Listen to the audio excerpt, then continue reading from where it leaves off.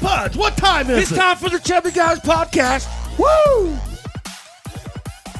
Hey, well, there's your clap. Here we go. We're back. Hey, how's it going? And we've got a goat panel expert. Oh with my us goodness, tonight. this is going to be a fun night tonight. We don't have anything to cheers Long but water. overdue. But, where's your Diet overdue. Pepsi? Yeah, it's down here. Down there, Yeah. all right, yeah. Welcome into the Chubbies. Hey, Yes. thank you very much for having me. I Man, appreciate it. This has Yeah. been, what, 2 years in the making here? Yes, and this is long overdue. Coach Andy Hall, Yeah. head football coach, Jackson High School.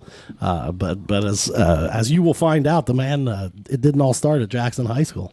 No, it didn't. Yeah, so you How many years have you been coaching total right now? This will be coming up 31.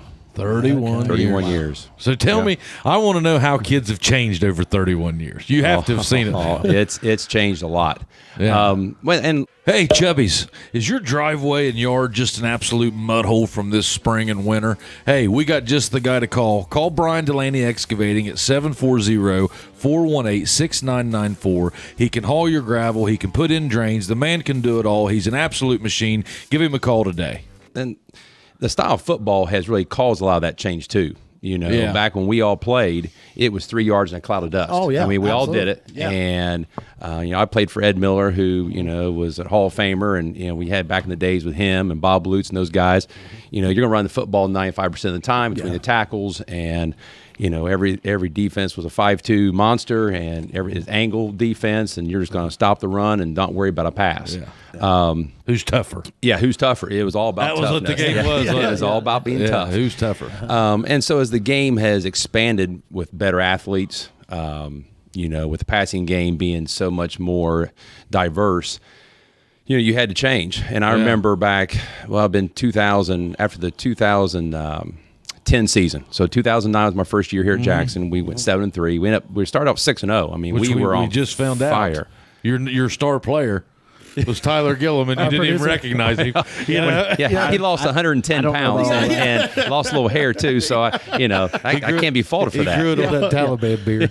Yeah, well, I mean, he looks like he's in a costume now. I mean, you can't really, there's no way you would recognize the guy if you hadn't seen him. Oh no, Well, no he way. didn't. He was here for 10 minutes before. Yeah. You were like, hey, I don't think I know you. And Tyler was like, yeah, you did. in disguise. Yeah, you did. I ran I'm a in ton of disguise. sprints for you. Yeah, I'm in disguise. yeah. Aren't you glad you're in your ass off? Oh shoot! But, But no, after 2009 was our first season, and had 7-3 year. Had a pretty good season. First year out of the gate. Well, the next year was the year we got beat by Wellston. First game of the year. Had first time in 20 years or 19 years that it happened. And so the next day I wake up and the for sale signs in the front Oh, yeah, yard. there you go. And Yeah. Did that happen? Oh yeah, it happened. There was two.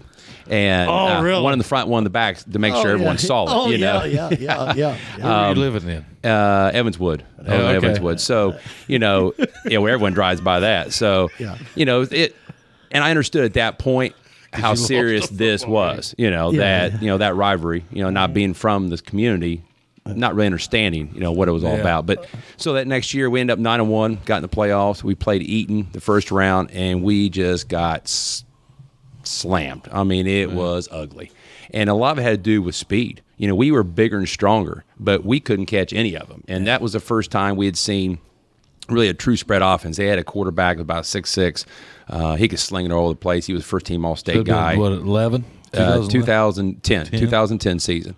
And, then that's about the time I met Jason Prater. And I know he's a big sponsor in the show, does a great job. But, that by the time he and I started to get along with each other and met one another, and he was talking about speed training. And, he was about, 4 or 5 guys, all he had. And I sat and talked to him. I said, we have His to story is revamp. amazing. It is amazing. And, the fun thing is I'm part of that story in the sense of how he got started. And, after about 2 or 3 days of talking to him, and I said, we have to change everything we're doing in the sense of we still want to win, have that toughness component, but we have to be able to catch people in space. And our program wasn't really set up for that. Never has been. No. And I came from programs that weren't either. So it wasn't like it was just a Jackson thing. All This four was to you. all of us. Yeah, all of us coaches.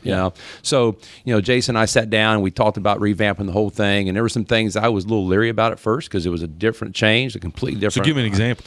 Well, I mean, we weight tested and did all, we bench, squat, and power clean, all that stuff, but we got away from the heavier, slow-moving lifts like deadlift and stuff like that, and got into more movement lifts to where you have to be able to bend, you have to be able to be flexible, you have to not necessarily have a ton of weight on the bar to move it, but be able to move it in different directions. So it's not just laying down and pushing a bunch of weight. You got to be able to do other things with it. So, and then the speed training, Would you call that like functional? Functional training, yes. Yeah. Be able to move, because it doesn't make any difference if you can bench 300 pounds, squat 500, and power clean 285. If you can't catch anyone, well, then you're wasting time. And I felt like that's kind of where we were. We were strong, big, strong kids. Yeah, always we're still have been, pretty strong, and we still But are. I'm yet to see ever a bench set up in underneath the scoreboard to where how much you bench.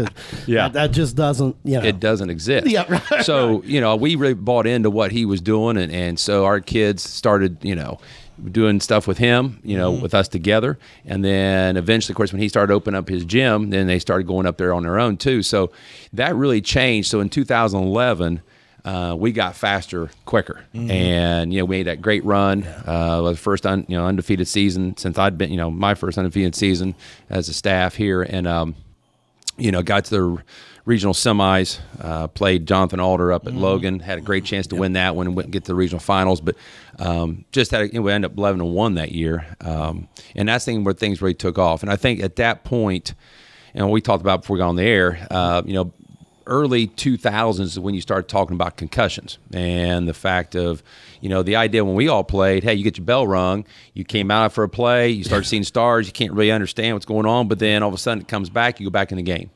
Those days are over with. And you found out that because we were doing that for so long, we as in just a football community, long-lasting effects, we're finding out now. So probably around, I would say 2014, 15, we started to see different tackle styles come around. And where you want to keep the head out of the tackle. We just talked about biting the ball. Well, no, we just talked about getting the head out of the tackle all together and using our chest and our shoulder pad area to get him on the ground. Now, and that's changed a lot. And we've seen that at not only the high school, and Pee Wee level, but college and pro. And it really started from the pros. The Seattle Seahawks had the Seahawk tackle, Gator roll was what they called it, and it really started at that level, and then it started coming right back down to the high schools. And so it was one of those you had to adapt because parents were starting to get worried. Kids were getting worried. As coaches, we were too, that maybe we need to change things. And another thing, too, about those concussions, because now, when you're 3 yards in a cloud of dust and everything was within a 5-yard box, there wasn't a lot of concussions. I mean, there really wasn't because you weren't opening it up short for contact. From me to you, when we blast each other, we're going to be okay. But now, all of a sudden, when you're 53 and a half yards wide and defending that, and now everything is vertical in space. Now it's 20-yard head starts at guys and angles where you get blindsided and headhunters where all of a sudden now you're putting people out of the game. And so are you coaching that now? Like let's say you got a headhunter, because I know you kind of have to. Yeah, we got some kids. Yeah, I mean, are you coaching against that now, or are you coaching? No. How do you coach that? Well, I mean, in open field tackle, we teach that gator roll. So what we tell them is we're going to have eyes to the thighs, and we're going to hit our shoulder pad to the thigh pads, and then as we hit, we're going to hit and roll. So instead of hitting and try to run over top of them like we did back in the day, it was a hit and just roll. And so we're because if you just lower your shoulder and blast a kid, even in high school, they're going to call for targeting, and they're going to get. They've really taken that out of the game, right? Now. So you had to adapt to that, and when it's safer altogether. Now within the tackle box, it's still the old fashioned. You got to get on the ground. You got to tackle because you're still 4 or 5 yards away. You don't get a free run at those guys. So that really hasn't changed in the run game. It's the pass game and special teams. Being able to, you have to be able to get guys on the ground, but also you can't just lower your head and blast a kid like we used to years ago. So we really emphasize that. Because again, at the end of the day, if official or Jason Crawford, our trainer, if he sees a guy dazed, he's done. I mean, you don't go back in the game, and then all maybe of a sudden, for weeks. It could be weeks. You have a 5-day grace period or a 5-day period. You have to be out, and Jason has to take them through a protocol. After 5 days, 1 day at a time, you have certain things you have to meet before you get back. So it's an easy 2 weeks. So the days of just being tougher. those things are long gone. Would you say, Coach, that it's a safer game now? I think it is. I mean, I think there was a lot of pushback early on about we're going to make kids soft and this is not real football. But, I think you still get big hits, but I think it's in a more safer environment and safer situations because a kid doesn't want to come out of the game. And now if you get a targeting call, now you're out of the game regardless if you got hurt or not. Like you said, the rules have kind of have dictated some of that. But, I think at the end of the day, it's about kid safety, and I think as a parent and having a kid that's played, I want to know that my kid is safe too. I mean, what do you say to parents that are sitting there kind of on the fence? They got a young kid. They're thinking about, hey man, my wife, every third grade mom out there. I don't know. Yeah, I don't know. Maybe they should try to play soccer or do something like this. I mean, I'm the guy. I don't like to tell them, hey man, don't do that. I mean, play football. Come on, I think that's everybody's decision. But like, what would you say as the varsity football coach? I mean, what's your take? Do you think the game has gotten safer? Do you think it's a safe game? I mean, the way I look at it at like third and fourth grade, man, I don't see a lot of collisions that are so hot that I'm going to be that nervous about it. I mean, a lot of it's kind of you got to worry about their neck strength and hitting the ground and stuff like that. Right. I get it, but it's like I don't know. What's your take on that? Well, I think one of the biggest things you got to be careful with is kids at a young age just naturally do not like to get hit. I mean, they want to protect themselves. Now, every great while you get a kid that's really aggressive, but at the end of the day, he's not going to stand there and get blasted either. No. And the first time he does, that may be the end for him. Yeah. So I think a lot of times if kids show any type of hesitancy, parents need to keep them out. And I get calls all the time from parents that are in our youth program. Yeah. And I'll tell them, I'll say, hold him out another year. Yep. And I said, but you're the head coach, don't you? I said, no. I said, because here's the thing about football, and I've always tell parents this. Football, there's not a skill set for football. If I'm a basketball player, a golfer, tennis player, baseball player, you've got to play because you have to learn how to do all these skills. Every movement is unnatural. And so playing in Little League baseball, I think is important. Playing basketball in Little League area, you got to shoot the ball. In football, I've had kids that some of my best kids were kids that did not play any youth sports at the football level, not junior high, came out in high school, end up being big-time football players because now they were good athletes, they were aggressive kids, but they could run and jump and they could catch a ball. So in football, you can find places for kids that don't like to get hit very well, that are not as aggressive. I've had kids that, hey, I know they're really good athletes. They don't want to get tackled, So, we're going to put them in situations in practice where they're going to get tackled some, but we're going to make sure not as much. I mean, it's just, do I want a kid that, maybe is a little skittish about that, but is a good athlete and can help us win? Or do I ridicule him and call him soft, and then he quits? My philosophy on that, I mean, I coached the third and fourth grade team last year, which was a totally new step for me.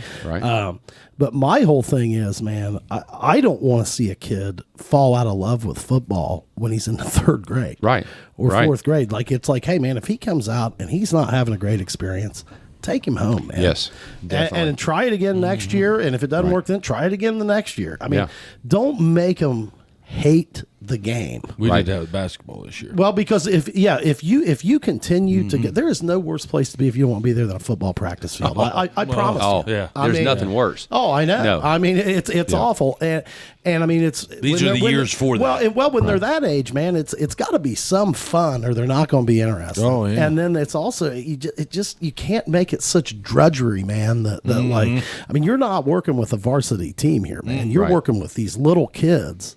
And there's got to be some headiness about that where you're thinking, man, none of these guys right now are going to be anything about what they're going to be when they're, I mean, they haven't even gone through puberty yet, dude. We don't know whether they're going to be a lineman, a quarterback, a tackle. I mean, who knows, man? I mean, I don't want to say that it's meaningless. I mean, hey, if a dog's going to bite, he'll probably bite as a pup. But, I mean, hey, it's not – I just don't think you can put that much emphasis on. Do you think all youth sports are meaningless to an extent? No, and I say meaning. I don't mean meaningless, but I'm saying, like, at the end of the day, how important is it that your kid goes out there as a first grader or a second grader or a third grader? I think that there is a time where it's too young. And I think you start to get into that situation. I mean, for example, when I grew up at Wheelersburg, and they went good program, good Pee Wee program, still has today. We could not start football till 5th grade. There was nothing until Still 5th grade, and still today. They have like flag football or anything? They had it off and on, but I don't think it's really taken off. Okay. And so, but same thing for basketball.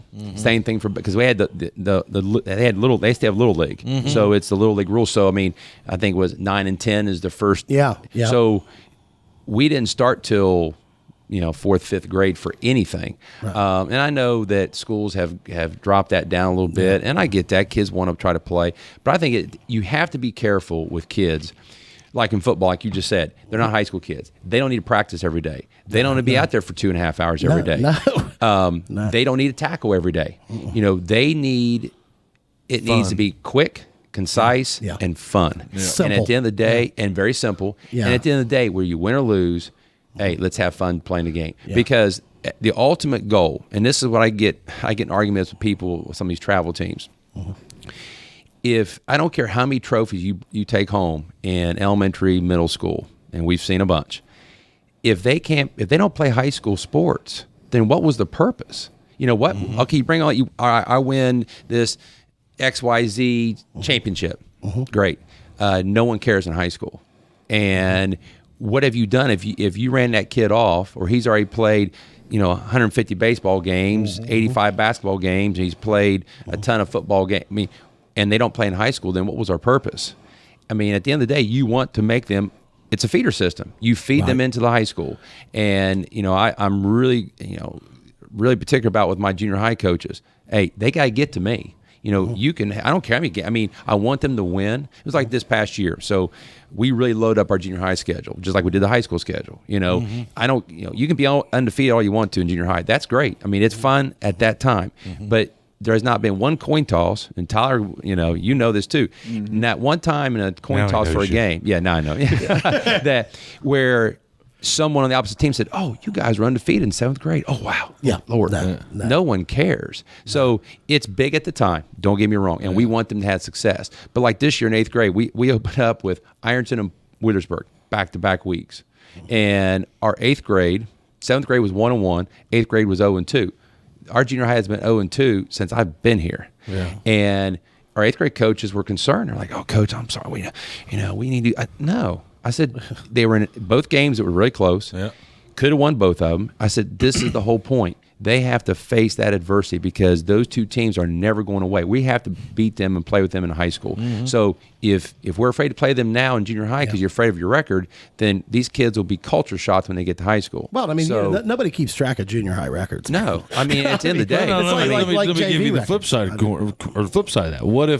What if a kid or what if a family says, you know what, we're going to put little Jimmy's that sport, we're going to put it in that box. And if they quit by the time they were a freshman, they say, you know what, that was his memories, and he just moves on with it from that. You know what I mean? Right. Well, I guess you could say. I guess you're probably seeing that in baseball. I saw the biggest part in baseball this year, especially this year. We got 6 seniors. Right, and that's on the a baseball lot. team, and that's a good number. I mean, that's a good number, but there's probably 60 second graders playing right now. Yeah, well, the thing about it is they're all getting a fair amount of games. So I mean, if they check out by the time they're 9th graders, I guess they still had a baseball career. Right now, I guess it's okay. Were you playing this sport because you like the game, or were you playing this sport because you want to go to the next level? Were you playing this sport so you could play in high school? I mean, I guess it probably just depends on why you're playing. I guess. Right. Well, and you're right. I mean, like I said, you don't want to run kids off because ultimately you want to get them to high school. Now, there's other reasons why kids quit. First off, in high school, little Johnny doesn't always get to play. And mom and dad don't have a say in where they play. Yeah. And so all of a sudden the kid doesn't like where he plays and maybe quits. Or talent-wise, he may have been the best kid. And this is something I always tell my Pee Wee and junior high kids every year. You could be the best player in junior high and Pee Wee. That's fine. But I've seen the reverse where you get to high school and you're not the best player versus a kid that may be one of the worst kids on that junior high team. Think that kid will never play. end up being one of your best players because, like you said, with guys, before they hit puberty, you have no idea how big they're going to be, how strong, and how hard they're going to work. You might have guys that are as big as they're going to get in the 7th grade, and they're bigger with everybody else. Seen it. Then all of a sudden, everybody catches up. I mean, and passes them, and then all of a sudden that kid loses his mind, and they don't want to be part of it, so they quit for that reason that's too. That's a mental thing for that kid, right? Yeah. And then you get in. Of course, when you get into other sports, a good thing about football is there's a lot of positions out there. I can play a bunch of kids. Our goal on Friday nights is from offense, defense, and all of our special teams to play 30 to 40 kids on a Friday night to get reps. Now I may not be getting 20 reps, but I mean they get on the field and they're helping us win a ball game. That's all. Yeah, it is. That's why my assistant coaches do a heck of a job. Because we try to get that so that way if kid gets hurt, hey, next guy up, let's go. I've never been big on hey, our best player gets hurt. Oh my God, it's the end of the world. And our quarterback goes down, running back goes down, best lineman. It's part of the sport. And you guys have done an amazing job dealing with that, by the way. You've dealt with that many times. And I mean, I just think that's a sign of a good program because, the thing people forget is you lose that best player and everybody's like, oh my God. And it's like, well, man, there's other guys that probably taking 20, 30 reps a night. Right. And stuff. They're ready. Yeah. Right. I mean, you just haven't seen them. Exactly. Now in other sports, though, of course, we know the numbers get cut by just process of elimination, and it may have nothing to do with the kid being a bad kid, lazy kid, coaches, and a butthole. I mean, it had nothing to do with that. That you play with, based on Friday nights, when you watch varsity basketball games, most coaches play 7 to maybe 8 or 9 kids. Right. That's it on varsity in a varsity game. Now you have JV and freshman. I get that. That's it. Now you may come up with I coached junior high basketball this year, 7th grade. Had 15 kids in the 7th grade. Well, and 15 kids in the 8th grade. You're not going to have 15 seniors. It just does not work out that way. Baseball's the same way. Now, baseball, and Coach McGraw and I are very good friends. I think he does a great job. One thing that baseball always has to deal with, your positions are limited on, are you right-handed or left-handed? Can you play in the outfield versus the infield? Are you a catcher or a pitcher? I mean, that's a nightmare. So a lot of times the lack of positions for you. Yeah, you got so many places. You got 5 left-handers on the team. You can only play with 4 at the most. And that's if that one kid's pitching. You can put 3 in the outfield. Well, I'm sorry, you can be first baseman. So you can play with 4 kids. Right. That's it.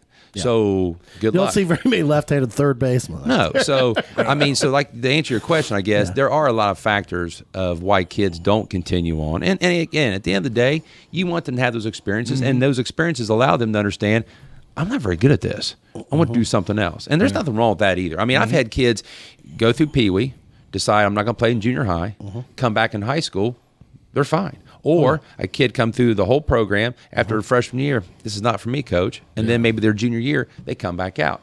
Holden Blankenship did that. Yeah. He was a freaking junior high. All of a sudden, he doesn't play his freshman, sophomore year, and I'm thinking, oh my God, what's going on? But I just let him alone. And every year I just, hey, we'd love to have you if you want to come back out. Just and didn't bother him. And then his junior year, he came out and bam. Started for us ever since for 2 years. So I'm saying, in my sport, we're lucky. You don't have to have reps from 3rd grade to your 18 years old. Is there anything more boring than being a tackle from the 3rd grade till you're a senior? I mean, that's always my point. It's like, man, I got to do something fun down here with that because I'm thinking about guys like me. I mean, I mean, my son, he'll never touch a football. Man. We can't let these skinny guys tell us what to do down there. He'll never touch a football, but then he's got to watch Joey Burrow on Sunday afternoons and stuff. In the backyard. Gibson was wanting to go out and pass the other day. And I said, why? I made him start giving me snaps. I was like, you're probably going to be a center. I think the mindset in Little League, to me, I mean, here's my mindset with my own kid is like, hey, the win is not in the record as far as wins and losses. It's how many kids come back the next year. I mean, that's to me is the best thing we can do as a Pee Wee program down there is give the 7th grade turnover almost everybody that started. Right. I mean, because then they got more to choose from, and that natural attrition. You're just always going to have more by the time they get up there. I mean, And you're right. And at the end of the day, and this is why I watch for my junior high kids, is after that last game, how do they react? If they are upset, whether they won or lost, because it's over, and they want, hey, coach, can we schedule more games? Then I know we've done the right thing. Yeah, right. Win or lose. Yeah, right. Yeah. If it's like, I can't wait till this is over with, I'm tired of this stuff, then it's like, we're doing something wrong. And same thing at the high school level. You know, when a senior comes up to us afterwards, after our senior hit, and we're, you know, and that last game is played, are they glad it's over, or do they wish that they had another chance at this? Yeah, and I think, you know, there's a fine line between that. But at the end of the day, I think if kids know that you care and you coach them hard, and that's the thing. I mean, we coach them hard. I'm old school enough. That I came from a program. You know, no, I'm down there. I'm down there weekly with you, right? And you're that's a great way of saying it. You are just enough old school that you've still got the discipline factor there, right? And you've still got the hard work and the, you know, we're going to get after it, right? Well, and I don't think you'd want it any other way, man. Yeah. Well, and that's the thing, you know. And now, after going in my 14th season, I had a conversation with so we have 2 weightlifting sessions, an AM and PM. So my PM guys, a lot of new kids in that group. Yeah. And so I talked to them for a few minutes afterwards, and I was talking about our culture a little bit. And I said, you know, part of our culture is we do things the old school way. You know, I don't let kids have long hair. We don't wear bandanas. We don't wear face shields. We don't wear the armbands. Yeah. You know, now does other teams do that and they help them win? I don't know. And I'm not saying my way is right or wrong, but we do things a certain way. And Tyler know, if my ex-players would come to a game and our kids took their helmets off and saw a do-rag on or had real long hair or earrings, they would probably shoot me. Because they'd be like, wait a minute, coach, you yelled and screamed and preached all this all these years, and now you're letting this happen? No. Yeah. So it's kind of a tradition. Like you walk like in our weight room and you see all of our championship pictures. Yeah. All the kids look alike. Yeah. They all look alike. And I said there's a reason for that. It's a little bit of a military background because we all came. It's a culture of we're going to do things together. We're going to do things what I feel is the right way. And again, long hair, short hair, does that win a ball game? No. But if a kid doesn't want to cut his hair, then what is he going to do for us on Friday night when we ask him to do something really tough? You know, that's the thing. It's almost like a challenge. Like I want to see how these kids react on something really silly and stupid. Sure. That they may think is stupid. And if they want to fight and bucket, then I know, well, what happens if I ask them to do something that's really hard, which we're going to do every Friday night? That I got to count on. Yeah, I have to count on for my job. Yeah. That's not going to happen. So it's kind of a test in a way of what will these kids accept? Now, because we've had success doing that, it's easier. You know, my seniors, they know they're not asking. You know, if a young kid will ask, hey, can we wear those fancy face shields? They'll just laugh because they know what the answer is going to be very quickly. And I said, so a lot of times they police that themselves. We don't do that here. I mean, isn't that just part of the culture, man? It is. And that leads me to a question. I mean, you've had a very successful coaching career. How important is the culture you create? I mean, is it as important as the X's and O's and everything? Like, is the culture a driving force in building a football program? There's no doubt. I think a lot of times, you know, the word culture is used so much that it's almost monotonous. You know, it's like, oh, here comes the culture speech again, and then you know, you hear when I go to clinics and you hear the college and pro guys talk about culture. Okay, but if you pay attention to how, because everyone does it differently, you know, and at the end of the day, we all steal things from everyone. Well, you know, I didn't invent any of this stuff. It becomes a thing where like you're doing it, and the kids and even yourself after a while, you don't realize you're doing it. It's just it is what it is. It's part of what we do. Yeah. And I think the kids have to believe, especially in today's kids. Now, again, back when we played, we did everything we were told. We never questioned anything. And if we were told we were going to practice for 5 hours and we were going to go one-on-ones for 4 of that, okay. You know, that's the end of the day. And if you went home and cried to mom and dad said, suck it up. That's why they told you to do. Go to bed. Do your chores. Go do your chores now. You know, and so there was no complaining at home. And no way were parents going to go to the coach. Oh, hell no. My God. Ed Miller he'd have killed him. Yeah, nobody even wanted to call him. No, you ain't going to do that. So now with kids, and this question you asked about how things have changed, kids, and because of, I think it's social media, I think kids are more intelligent about things around them, which I think is fine. They want to know why. And if you ask, you know, I had a conversation with Coach Day a couple years ago when they were recruiting Traylon Davis. Yeah. And I put him aside. I said, you know, how do you deal with that? Because at the college level, they're always asking why. Oh, yeah. And because they've been around it and they want to know why. And he said, if you don't have the answer to why, then they're never going to play for you. They'll transfer or they'll just say, I'm done. And he said at the high school level, it's not much different. Those kids are on social media just like the college guys are. They see interaction with players and players asking questions and finding out why, and they see other coaches explaining things. So I think it's, kids want to know why they do what they do. So it's not being disrespectful. I mean, they're not saying, I'm not doing this until you tell me. Right. It's just a lot of times they'll say, Coach, all right, I don't understand. I don't understand what's going on here. And you have to explain it to them. Or like what I tell my coaches is when we teach a new drill, we are going to explain why we're doing it. Right. We put a new play in. We're not just going to run the fullback trap. Well, why were you going to do that this week? We didn't do it last week. Why do it this week? So I try to get the explanation out right now so you don't get a bunch of hands going, well, Coach, I don't understand this. What are we going to do in this? Why are we doing this? Yeah. We've already told that. That's the process. That's why we're doing it.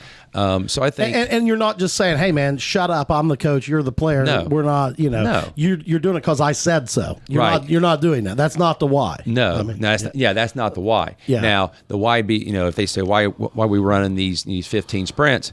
Well, because I told you to. Yeah. That's right. The conditioning may be a little different, but but no, it's you. And when kids understand that, not that they have a say, but they have an understanding. Sure, they buy into it quicker. And I go back to, I've been very lucky that out of the 13 years of completion now here at Jackson, probably all but one or two coaches on my staff has been with me all 13 years. Oh yeah. So that lack of transition and turnover has been huge. Yeah. So like in our staff meetings, our staff meetings don't last very long because we all know what you're thinking. We have an idea. We throw it out there. We talk about it. We're done with it. And so I know that when because I don't coach all the positions, of course, too. Right. So like on defense, I don't coach any positions. I just walk around and I look and see, and then I pick out, maybe pull a kid out and help them, with the drill. But as I watch my coaches coach, then I'm hearing the why already in the drills. And so I'm blessed with that. And not everyone has that. That you still got assistant coaches out there in high schools that, because by God, I told you to. That's why they did it. That's why we're going to do it. Well, and I would say that culture, I mean, I'd say you never know how successful that program is. Right. And I think... Unless it's a guy that's been there since 1985. Exactly. But I think kids, too, when you have success, they're willing to listen to more stuff, and they're less to question because, well, I mean, we just won 11 games last year, or just won 12 games, or won, undefeated, or went to So that helps too. I mean, we all know that. You better have kids that can play and so forth. But I think that. Well, I mean, okay, so you'll be your 15th season next year. 14th next year here at Jackson. Okay, so you said earlier you didn't grow up in this community. I mean, I'm sure you'd probably heard of Jackson. Oh, yeah. You played against us. I played against you guys. And then we weren't very successful at that time. We got more successful there for a while. And then you came in here and, I mean, as an outsider looking in, a guy that is a blue blood here, I was like, man, I've never seen a guy just adapt to and just embrace what culture we had and then put your finish on it. I mean, it's awesome. You walk in the locker room, you got pictures of old players up there. You've got all this stuff about tradition. You have people come back and talk, and you welcome anybody that ever graduated from the program. You just welcome them back. I mean, had you had experience with that kind of thing, or how did you come in? You didn't change anything with the X's and O's. I mean, I don't know how anybody would even know that you're not just Jackson through and through, Jackson blue blood, born and raised in Jackson. Right. I mean, Well, I think, learning from other coaches throughout the years, being an assistant in different programs. Yeah. I was a head coach at Rock Hill back in the mid 90s. Back I was young back then. Oh, Lord have mercy. But, you're a wild man. Oh, I was wild. I did some stupid shit. I mean, I'm telling you, I did. I was always real in 97, 8, and 9. I was an idiot. I mean, I got by. I mean, I said things to kids and did things that I would be fired now today. Oh, that's funny. So you can sit here and reflect a moment and say, I was stupid. I'm stupid. And I've seen some of those former players occasionally if I'm up in the Ironton way. Matter of fact, I saw two of them when we played Ironton this past year at Ironton. They came. They knew knew I was coaching at Jackson. They had followed our program, and they came up to me before the game. Of course, this is 20-some years, and I'm like, well, more than that. They had kids that I could remember, and they were talking to them, and they were like, "Do you remember, Coach, when you told us?" I'm like, oh my God, did I really say that to you? or in that one practice we did this. I'm like, we did those drills. Are you serious? I'm like, oh God. Yeah. But to get back to your question, I had done research. I knew Jackson was a program of tradition. Yeah. When I came back and got hired, I talked to your dad. I met with your dad. I met with Shane Wolford. Yeah. I met with Jim Reynolds in the Pee Wee program. Yeah. I met with Leighton. I knew Leighton anyway because he was coaching. He was head coach when I was playing against you guys. Right. And sat down and talked to those guys and said, hey, what are the things that have to stay? Like, for example, the JI in the helmet. Mm-hmm. You don't change that. Yeah. I don't care. You can change it from red to white or white to red, but that JI. By the way, stays props on the white helmets. Thank you. I'd say, that was sharp. Well, that came from the kids. I try every year try to do something different with the kids. I mean, within the realm of the program. Yeah. And the kids had to be jacked up about that. They loved it. They loved it. And again, I could care less if. Well, this old man, dude, they came out like I'm like, wow, man, look at that. But I did that research. And I listened to those guys and learned about the traditions that we had here, and I thought, well, one of the things that I think would be important is to make sure those guys, the family, all come back. And I thought at Williamsburg, when I grew up, that's one thing that I thought that they've always done. They always welcome that alumni base back. And my dad, I think, really brought that on. Ed, not as much. He was a real old school guy, of course. Yeah. But when my dad took over in '91 at Williamsburg, that's one thing he did right away because he'd been there 25 years, so he had coached them anyway.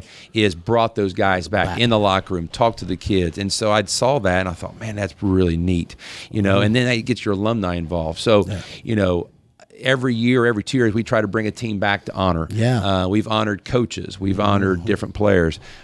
We do a thing every Thursday night, and both of you have been part of this, where you talk to my kids, and because I want my kids to understand the tradition. They weren't alive through most of this stuff, or maybe they were little kids. Maybe they remembered. I think they do, because when they see all those pictures on the wall, they see the ghost of the past. Yeah, they can connect. And they connect to them. And now that we started that Hall of Fame wall of all the former players that played high school sport, played football, but maybe were college baseball players or college football players, we started that tradition of that wall. And look at all the college athletes that come out of our football program to show, hey, you can be a Southern Ohio kid from Jackson and you can still be a college athlete. Right. You don't have to be from one of these big schools in Cincinnati, Columbus. But, so starting that. But just really understanding what the heartbeat of this town was and listening. I mean, just sit and listen. I didn't have to agree with it. Just listen. Right. And then to make sure that these people, even though I didn't coach them, didn't know them, felt like that this is their home. The stadium is their home. The locker room is their home. Yeah. Even though I wasn't part of it at that time, this is still their home. And I think we've had success with that. I think people feel like that. Oh my God! Yes. I mean, it's like I said. I think it's unbelievable from my perspective. And then I almost feel like now you've been here. You're starting your 14th year. You're kind of feeling like, hey, man, I'm part of this now. I mean, this is me. Yeah. I mean, this is the winningest, the longest. I mean, now you kind of like, yeah, dude. I mean, I'm not from here, but I might as well be. Yeah. I mean, I feel I like own that. this shit Right. now. And I feel like that stadium is a second home because I stay there more than anywhere else. But no, this past year we honored the 2011 team because that was our first undefeated season. We were 11-1 that year. And that was a special because that was one of my teams. That was the team that I coached. Yeah. And so all these other teams that we brought in, I've been in awe of just knowing who they are or heard their names and thought, those guys. Yeah. So I felt special with that. But this group was yours. Was mine. My staff. And we coached them. And so to see them as young adults, as fathers, as husbands, that the ultimate goal for us is to make sure that hopefully they're successful with that. Yeah, sure. It was awesome. And then we had, we had a get together after the game and a social hour where we just told old stories and all the coaches came over. It was awesome. And you really feel like, man, we're doing some good stuff. Yeah, doing some stuff right here. Yeah, because you don't have a lot of time to reflect on this. Because 30 days after the last game, you won't reflect on it until it's over. Probably not. And does your dad do that? You know what, man? It's funny. Like when he hung it up, man. That guy shut it off. Now he's a football fan. He goes and watches the games, but like he's like, this is. I don't know why I wasn't doing this before. This is fun. He's like, there's no pressure, man. It's all. And he goes, now I'm not the dumb guy on the sideline. It's and now he gets aggravated sitting in the stands. Right. Well, I mean, and he should. He's a coach. Yeah, like he's never going to leave. When you hear people criticizing stuff, he's kind of like, everybody's a damn expert. I mean, it's been special, and I tell you, I told a buddy of mine this the other day.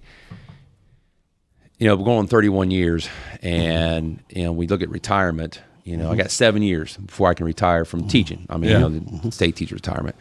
And you look at I always thought I was going to coach forever. The last game, I die. I don't go the next week. Type deal. Right. But I think as I'm closer to the end, of course, the beginning. I see where it gets tiring. I mean, it wears on you because the energy of.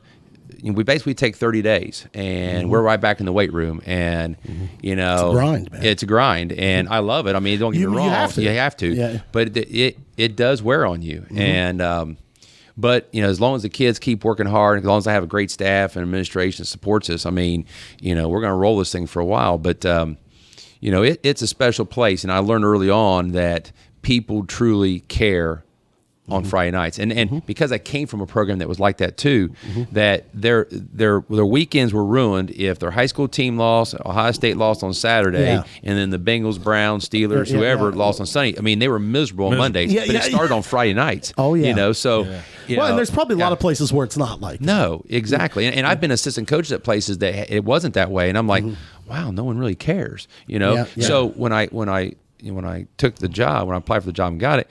I knew that going in. Hey, this is one of the blue blood high school programs in Southern Ohio. And you talk about Jackson, Ironton, and Williamsburg; those are the top three programs. I was just saying, historically. wouldn't you say that like this would be, as far as maybe you just say Southern Ohio or Ohio or wherever you're. Would this be like, in your opinion, one of the destination high school jobs? Oh, I guarantee it. The day that I retire or what have you, they will be 60, 70, 80 people apply for this job. And from all around. You're talking about Kentucky, West Virginia, and all parts of Ohio. Yeah. Number one, of course, tradition. But number two, really great facilities. Oh, yeah. I've had so many friends of mine and coaches from other programs maybe come like for a playoff game, come to our stadium to watch a game. They're like, this, I feel like I'm in a college. You guys have all the pregame music, you got video boards, you got a helmet, you come out of the smoke. And a band, of 200 members. I mean, it takes us 10 minutes to get out of the damn tunnel. Jesus. I mean, you better be in shape or you're gassed before you come out on the field. It's so damn big. It's so good that, and just how we do things, how the social media presence now, that it's almost like, like on Ohio State, man. But it's a big time high school experience. And, as a coach, like you're sitting there, and I'm not putting you on the spot here at all, but like when you look around, how many better jobs are there than this one, do you think, man? No, not. Is it in the top tier? It's in the top. It's in the top 1%. So you're not sitting there wishing for another one. No, unless you get like Maslin or Moeller or something. There's some great programs in the cities of Columbus and Dayton and Cincinnati. The big time if you want to go move. But if you're talking about south of Columbus, east of Dayton, Cincinnati, there's not many. Right, that's for sure. Right. And so. It's a special place. It really is. Well, that's awesome to hear. Tyler, you want to go? You want to do part two? You got to pee? I'm gonna take a piss break. You got to pee. I got to make a phone call. Hang on, and then so we'll go. We'll be right back with part one. Right? Got it. Back. See. There's your clap, Tyler. Okay. Thanks, sir. Hey, we're back. We're back, part two. Part two, Coach Hall. Now you've got questions. I got it. You've been fired up about this. I've been waiting on this. I got to hear about it. I want everybody to know. I don't know that a lot of people know. Coach Hall, you were in college. You were a graduate, or a student, or graduate assistant. Student assistant, and did all the graduate work. What years are we looking at here, if you don't mind? It kind of gives your age away, I guess. But it's okay. 90 and 91. At Morehead State. No, I'm sorry, 91, 92. 91, 92 at Morehead State, yes. At Morehead State, and that would have been the head football coach at Morehead State was? Dave Proctor was the guy's name. Okay. And the D coordinator Was Rex Ryan. Rex Ryan. Okay. I mean, all of the football fans out there certainly know who Rex Ryan is. I do not. But I'm not ate up with the game of football. If you watch all the ESPN morning shows I don't. NBC or what network is he on for the NFL Today, Network, NFL Network, whatever he is. I mean, he was a former, he was an NFL, long-time NFL coach. He, his brother, his father, very famous, particularly on the defensive side of the ball. Okay, right. But, I mean, he and his brother for years, but his father was an absolute legend. Right. I mean, right. You know, That's Buddy Bryant. Buddy Ryan. Buddy Ryan. Yeah. Now okay. So at this time, Rex, I mean, everybody knew his dad, Right. But Right. like, was Rex kind of unknown at that time, or I mean, what was, how long had he been at Moorhead when you showed up? I think he'd been there 3 or 4 years, and he had bounced around, and so I'm trying to think. His dad, he'd been fired with the Eagles. And this before he was with the Cardinals, so he was semi-retired at that time. So His he'd been at the dad Bears, was, been the '85 Bears, that notorious defense, Bowl, 46 defense. Yeah. Left and became the head coach of the Eagles, Yep. and they had several good years there. Yeah. And then got fired like everyone does. Yeah. Was Rex And- working with him? No, not that time, because Rex was pretty young at that time. Him and his twin brother Rob, who's now I think I just saw him on TV not too long ago. He's back with the Ravens as the linebacker coach. Okay. He's bounced around too. Does he still have that long hair, man? Yes. Okay, yes. nice, That drives me nuts. Yeah.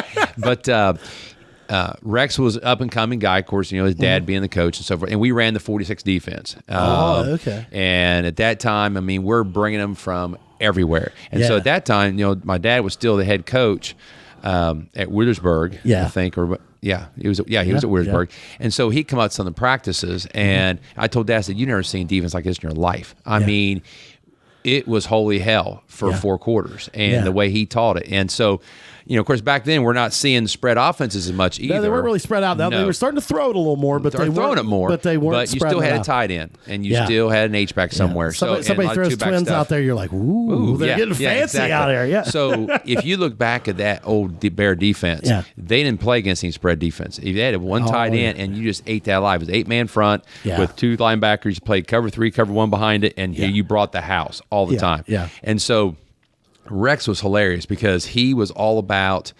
He wasn't a great technician as a coach of linebackers. Yeah. He just basically told him, just knock the shit out of the guy across and blitz. Yeah, I mean, if your guy doesn't go, blitz. And just a motivator. Oh, my God. He could get those kids play so hard. Yeah.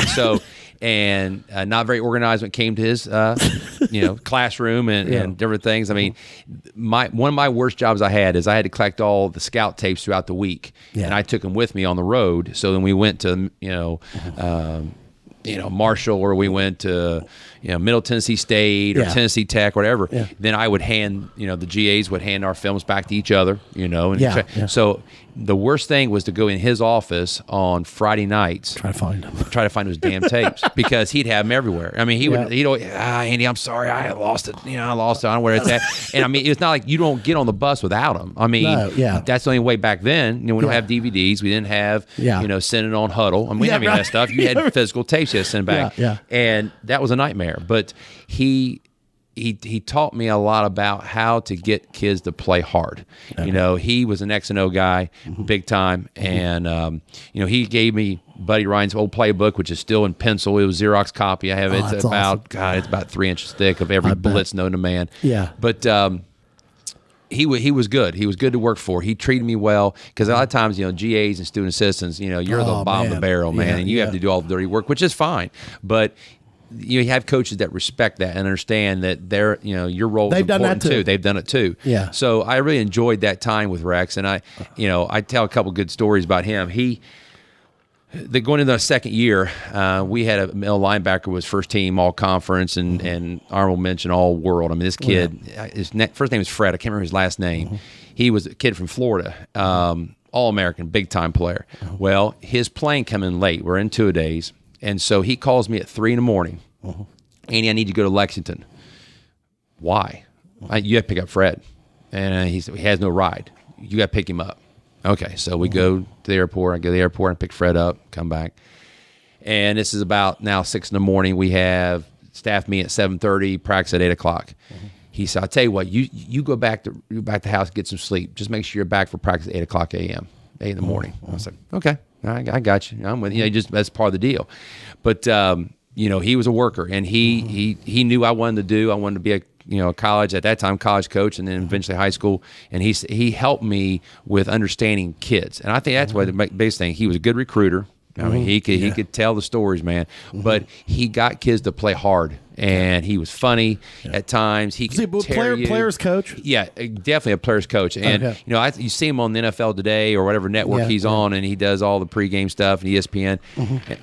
And some of the things he says, you're like, did that really just happen? Yeah, that's him. I mean, he doesn't sugarcoat anything except maybe his language on national television. I mean, he's opinionated. This is the way he believes. This is the way he's going to do it.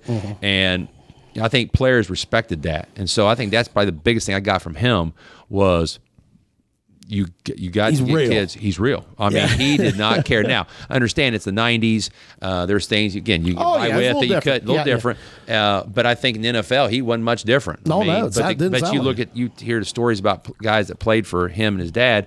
They die for him, know, and so I think that's important. Did you meet Buddy throughout the course of this, or? That's an interesting story too, because Buddy was retired, and he had the horse farm in Lexington. He was a big horse trader, loved race horses. So that's where he kind of retired before he went to the Cardinals. Now, when he went to the Cardinals, then that's when he took Rex and Rob, and they became the defense coordinator, linebacker coach, and that's how they got in the NFL. Is when he went back to the Arizona, the Cardinals. Well, so we're playing Eastern Kentucky, which Moorhead Eastern is a bitter rivalry. I mean, that is. Ohio State, Michigan at a 1AA level. So we're playing. It's 11th game of the year. We're playing at their place. They had two running backs that went in a NFL drafted kids. Legendary Roy Kidd Stadium. It was Roy on that sideline. And they were undefeated. I mean, they're nationally ranked. They'd won a couple of national titles. I mean, we're talking the real deal. We're probably a 30-point underdog. So at halftime, we're down 3 points. We're playing our asses off. I mean, unbelievable. Playing great defense. We're running the football, being very conservative because we're 5 touchdowns worse than this team. I mean, but we're just playing out of our rear ends. We're just doing our job. We slowed the game down. They were high-powered offense. Well, they didn't have the ball because we just ball controlled the hell out of them. Well, at halftime, coach to get together, and our offensive coordinator decided, well, we're going to air this thing out the second half. Have no idea why. Again, lesson learned as a young coach. Maybe you don't want to change if you're doing something well. Maybe keep going with it. Keep that ball flat. So all of a sudden, we started throwing the heck out of it. Well, 3 and out. Next thing you know, pressure on the defense. Yeah, I mean, we're just but in the game we get beat by 30. I mean, we just get absolutely just ran out of the stadium. So. Players are pissed. Coaches are pissed, of course. Rex is really pissed because he's ready to kill the offensive coordinator because their defensively we played really well, and then offensively we just we did some stupid stuff. So after the game's over with, Buddy had been at the game. We didn't know. Buddy came in that locker room, went into the coach's office that they had it there. We're at the visitors, but they're at the coach's office. And tore our offensive coordinator's head off. I mean, he cussed him, called him everything but a milk cow, and our head coach just stood there. I mean, he didn't know what to do because here comes Buddy Ryan. I mean, he's got a finger in his face, and he is dog cussing him. Why are you throwing that stinking ball? I mean, it was laced with verbiage that I don't even want to put on this air. That I thought, oh my God, and Rex sitting back going, yeah, I told you. I mean, I thought we were going to have a fight. I mean, it was unbelievable. So, years later, I see him in the NFL, and Rex is been a friend of mine. When his dad retired, then he ended up being the defense coordinator at UC.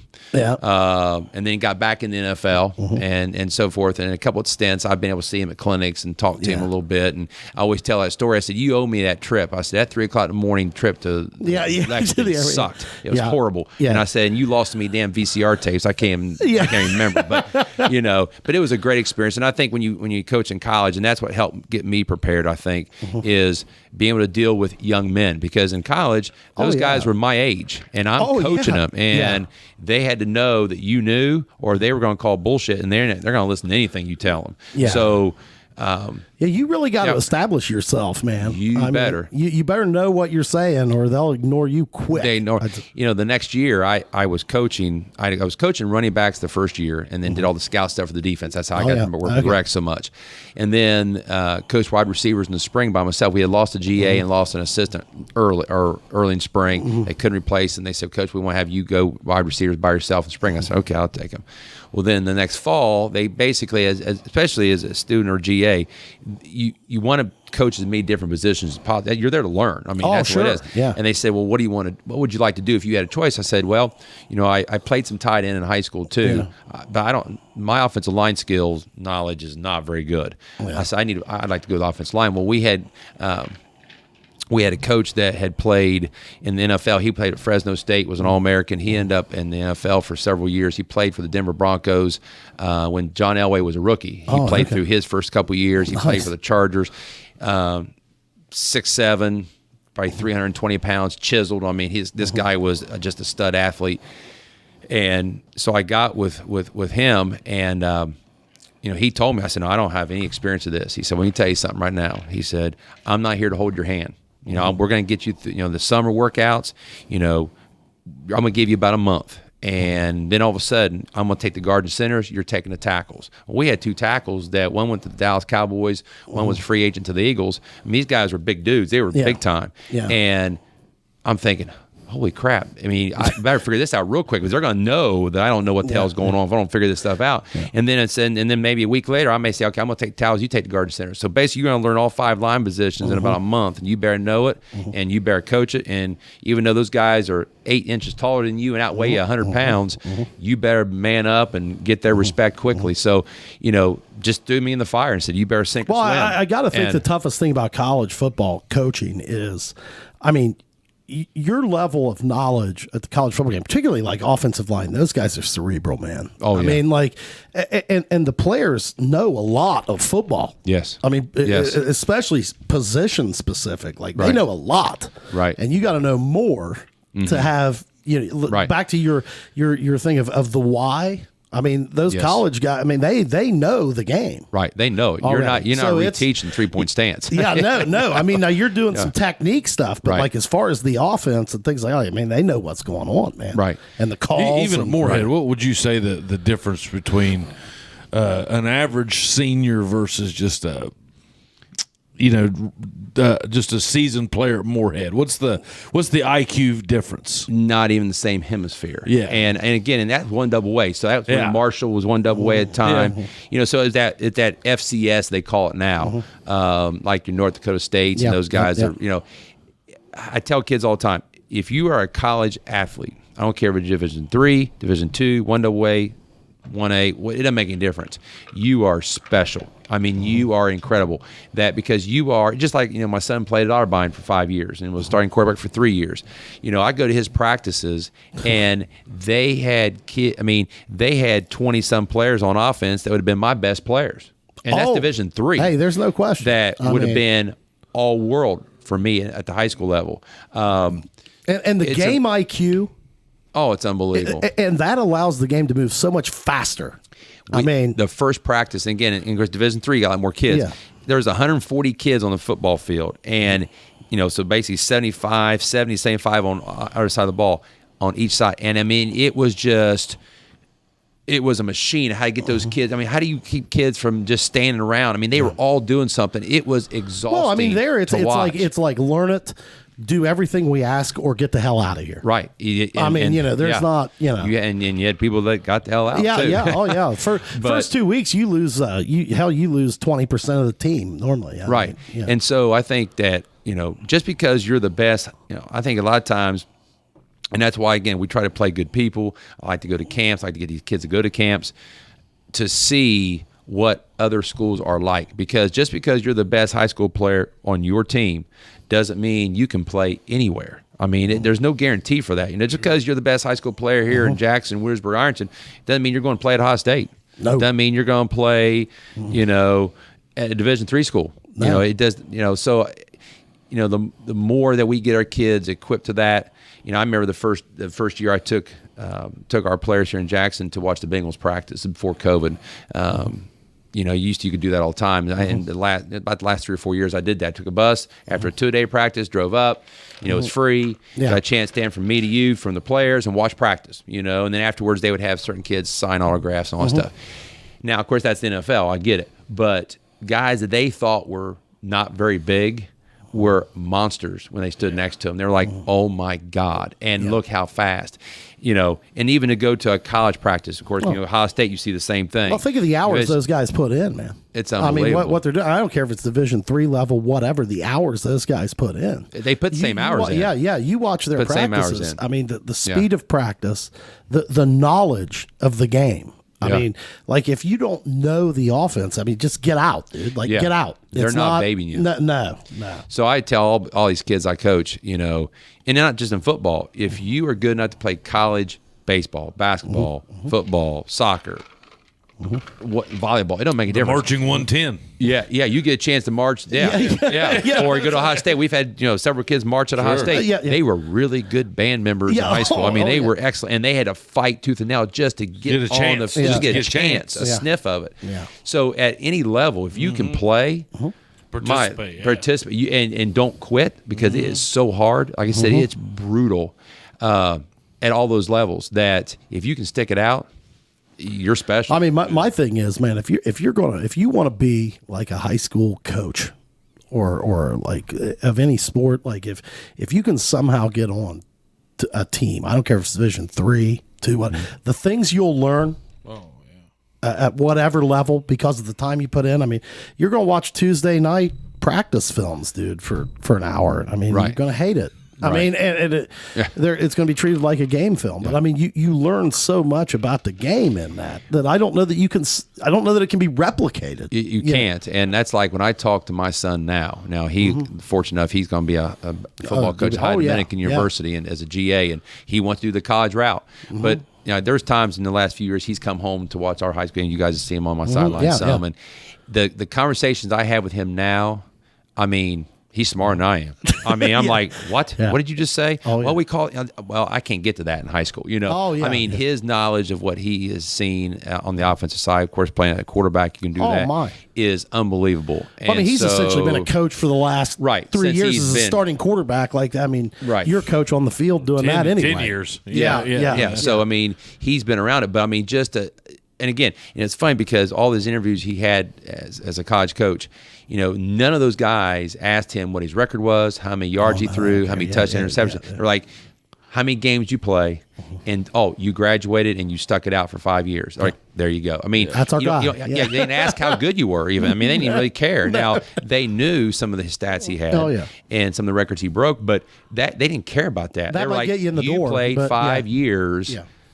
And that's unbelievable, So I think the knowledge of that is huge. It is, definitely. All right, well, there's part 2, boys. Part 2. All right, well, hey, tune in. Well, it's already gone. So, you guys say anything else, Coach Hall? No, hey, Coach Hall, we don't have anything. Fist bump. Appreciate it. Appreciate it. That was enjoyable. Thanks for the helmet, man. That's going in the going up on the shelf here somewhere. Chubby bar. Yeah, absolutely. Maybe the next time you come in, you'll recognize your old player. Well, I know Tyler now. Now that the disguise is blown. Did you think he was a terrorist? No, he looks like we think he looks a little bit like if that guy was trying to get on an airplane. He can't be a problem. Some people should. We need to get you back on the chubby train. You're too skinny. You're too skinny. You almost look starved. Quit it. All right. Hey, guys. Like and subscribe. Check out our sponsors in the links below. Tyler's got them tagged. See you next time. See you soon. See you.